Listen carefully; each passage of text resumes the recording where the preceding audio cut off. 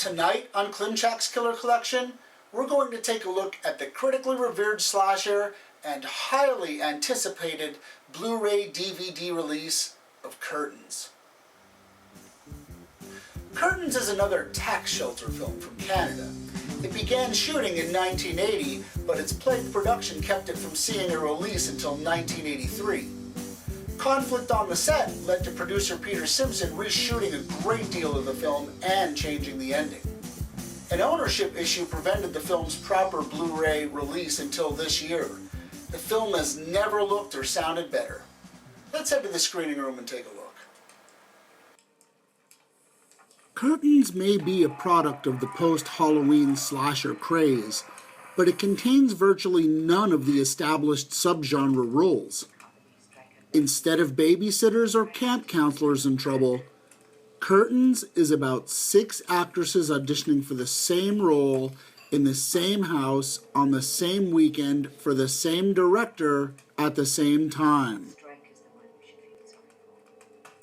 This time, he's gone too far. I am off to a casting session. What kind of audition is that? The guy invites 6 women up to his house and calls it work. The murder sequences in Curtains are tame in comparison to its contemporaries, but it excels in the area of photography and atmosphere. The now iconic skating sequence doesn't need to be believable. It just needs to be sellable. And what's more sellable than a killer on ice skates to an audience looking to satisfy their horror entertainment needs? Curtains succeeds where many others have failed because, while ambitious for a low-budget shoot, it never tries to be anything more than what it is, and somehow it manages to retain a uniqueness absent in many slasher films. But even if Curtains deviates from traditional slasher groundwork, the use of light and shadow are an obvious homage to Halloween and Psycho. And it's not completely fair to the film or to the viewer to kick Curtains into the slasher bin, because it's a little less contrived. It's simply 10 little Indians in yet another scenario. Out of 5 slashes, Curtains gets 3.5. 3 because it's subpar to the genuine 5-star films, and a half because of its mere existence. Curtains for the collector is a must-own, for the curious a must-see, and for the completists, well, we've all seen it.